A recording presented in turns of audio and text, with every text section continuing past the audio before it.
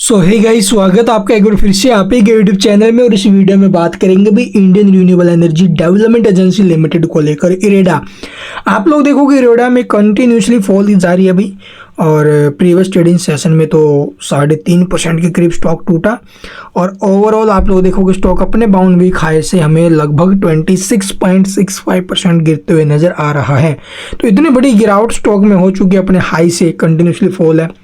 तो जिस भी भाई ने हाई प्राइस से खरीद लिया है, 300 के आसपास खरीद लिया, 290, 280, 270, उन्हें भी यहाँ पर मोटा नुकसान हो रहा है। तो इरेडा के अंदर अगर आपकी होल्डिंग है तो इसे होल्ड करना चाहिए या बेचना चाहिए, या फिर आप लोग देखो भी ब्रोकरेज फर्म्स क्या बोल रहे हैं उनके अनुसार अगर आप लोग चले हो तो आपको किस प्रकार की स्ट्रैटेजी बनानी चाहिए। और देखो, मैं तो यही कहूँगा भी किसी के कहने पर मत चलो, हर किसी की अलग अलग राय है, ठीक है। कोई कमी बोल रहा है, कोई कुछ बोल रहा है, कोई कुछ बोल रहा है। तो मैं आपको दिखाऊंगा अभी 3 जो एनालिस्ट है उनके रिपोर्ट्स आई हैं और उन्होंने कैसे क्या माहौल दिए हैं। कोई बिल्कुल अपोजिट है तो कोई उसके बिल्कुल, आप लोग देखोगे भी अपोजिट ही चल रहा है, दोनों एक दूसरे के। तो चलिए मैं आपको दिखा देता हूँ। और इसी बीच चर्चा में खबरें हैं कि स्टॉक 190 रुपये तक टूटेगा। तो क्या अभी सच में 190 आएगा, या फिर स्टॉक में इससे पहले कोई सपोर्ट देखने को मिल सकता है। बाजारों से तो बिल्कुल नेगेटिव संकेत आ रही हैं भाई। चलो देख लेते भी खबरें और उसके बाद डिस्कस करेंगे आगे के लेवल वगैरह। तो यहाँ पर देखो भी मनी कंट्रोल की ऑफिशियल वेबसाइट के ऊपर हमें ये न्यूज़ देखने को मिली है, इरेडा शेयर ये लेवल टूटा तो 190 तक आ जाएगा शेयर। ऐसे बना इरेडा से मुनाफे भाई। तो देखते हैं कैसी स्ट्रेटजी रहेगी। तो 7 गुना स्टॉक हो चुका है अपने जो भी इसका इशू प्राइस था वहाँ से, ठीक है। तो अब यहाँ पर आप लोग देखोगे इरेडा के अंदर कैसे क्या चाल वगैरह आगे के लिए बन सकती है। तो चलो मैं आपको दिखा देता हूँ भी। इसने ये देखो इरेडा के चार्ट से क्या मिल रहे हैं संकेत। तो टेक्निकल एनालिस्ट राजेश सतपुते का कहना है कि इरेडा के शेयरों में वॉल्यूम के साथ पीछे ब्रेकआउट किया था इसने, लेकिन फिर भी इसमें जो अभी तेजी जारी नहीं रह सकी। सीएनबीसी आवाज पर एक सवाल के जवाब में उन्होंने कहा कि जो ब्रेकआउट सिग्नल है वो इतना साफ था कि अधिकतर जो एनालिस्ट है वो इसके चार्ट को देखते हुए खरीदने की संकेत के रूप में दिख रहा था, जो ना खरीदने के संकेत दिए थे। हालांकि जिस तरह से यह शेयर ऊपर नीचे हो रहा है वह परेशान करने वाला है, सभी को परेशान करे। कभी तो ऊपर आ जाता है, कभी डाउन चला जाता है।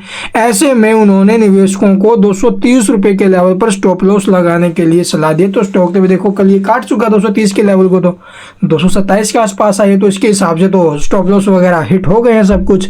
तो इसके बाद इनका क्या कहना है, अगर ये लेवल कटा, ठीक, ये लेवल टूटा तो ये शेयर 200 के करीब आ सकता है और ये इससे भी नीचे जा सकता है, 190 तक आ सकता है। यानी कि इनके हिसाब से जो स्टॉक है वो अब 190 से 200 की रेंज में आ सकता है। हालांकि अगर शेयर मौजूदा लेवल से रिकवरी होता है तो राजेश ने निवेशकों को 250 से 260 रुपये की रेंज में बेचने की सलाह दी है। चार्ट पर इसकी जो आरएसआई है वो 42.7 पर है, जो कि न तो ओवरबॉट में है न ओवरसोल्ड में है, तो बीच में लटक रहा है शेयर। इसके अलावा आप लोग ये तो हो गए भी राजेश सतपुते की तरफ से जो अपडेट आई है वो। इसके बाद आप लोग देखोगे फिलिप कैपिटल ने भी इस पर हाल ही में एक नोट जारी किया था, और इस नोट में उन्होंने क्या बोला भी, जो इसमें पीछे तेजी बनी थी 310 रुपये तक ये ऊपर में गया, उसके पीछे कुछ खास वजह नहीं थी।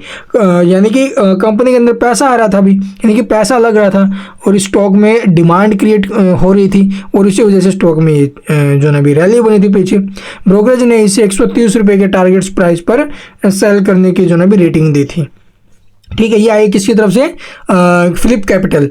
उसके बाद आप लोग देखोगे वहीं दूसरी तरफ आईसीआईसीआई सिक्योरिटीज है, सॉरी आईसीआईसीआई डायरेक्ट है, ये बिल्कुल इन सब के उल्टा चल रही हैं। इन्होंने स्टॉक को खरीदने की सलाह दी और 330 रुपये के टारगेट प्राइस आगे के लिए रखी हैं। तो भी देखो, मैं तो आपको एक बात बोलता हूँ, कोई बेचने के लिए बोल रहा है तो कोई खरीदने के लिए बोल रहा है, कोई इसको होल्ड करने के लिए बोल रहा है।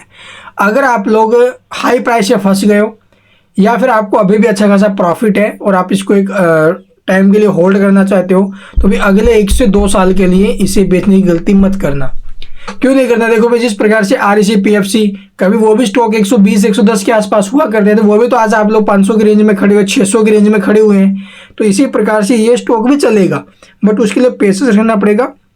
अगला 1 से 2 साल आप लोग देखोगे बहुत ज़्यादा अहम रहेगा। भी मार्केट भी ऊपर जाएगा, ये स्टॉक भी ऊपर जाएगा। अभी के टाइम जिनके पास नहीं है वो SIP कर सकता है, और जिनके पास है वो होल्ड कर सकता है, या फिर आपने हाई प्राइस से खरीदी जाए तो थोड़ा थोड़ा करके नीचे के भाव में अपने पोर्टफोलियो में ऐड करते रहे। चाहे आपको 2-2 शेयर खरीदने पड़े, चाहे 1-1 या फिर 5-5, अपने रिस्क मैनेज को ध्यान में रखते हुए आगे के लिए इसके अंदर जो है भी आपको ये स्ट्रैटेजी बनानी चाहिए। और ये रिपोर्ट्स वगैरह इसी प्रकार से आती रहेगी, इनके ऊपर आपको ज़्यादा ध्यान नहीं देना चाहिए भाई, ठीक है। तो ये इसके रहेंगे भी आगे की स्ट्रैटेजी। एक बार मैं चार्ट और दिखा देता हूँ आपको। तो यहाँ पर देखो भाई, इरेडा के अंदर जो ब्रेकआउट्स की बातचीत चल रही थी वो इस लेवल पर आया था अभी, और यहाँ पर इस ब्रेकआउट्स के अंदर सभी के सभी और निवेशक फंसे भी है यहाँ पर भाई, ठीक है। क्योंकि देखो एक तो खबरें आई थी वहाँ पर 4500 करोड़ का जो क्या बोलते हैं कंपनी ने अनाउंस किया था ना, वो फंड रेज करने के लिए अप्रूवल मिल गया है, वो खबर। उसके बाद से जो शेयर है वो कंटिन्यूसली ऊपर से फिसल रहा है, और ऐसा फिसला कि जो 232 का जो सपोर्ट था, ठीक है, जो 230 का बोल रहे थे वो भी यहाँ पर नीचे में ब्रेक हो चुका है। और अभी के टाइम अगर मैं बात करूँ सपोर्ट की, तो नीचे में जो है अभी 218 का सपोर्ट अभी के टाइम है इसके अंदर। इसके अलावा फिर नीचे सपोर्ट बनेगा अभी इसका 190 के आसपास का। तो 218 का सपोर्ट अभी बरकरार है, देखते हैं टिकता कि नहीं टिकता है। Thank you for watching the video.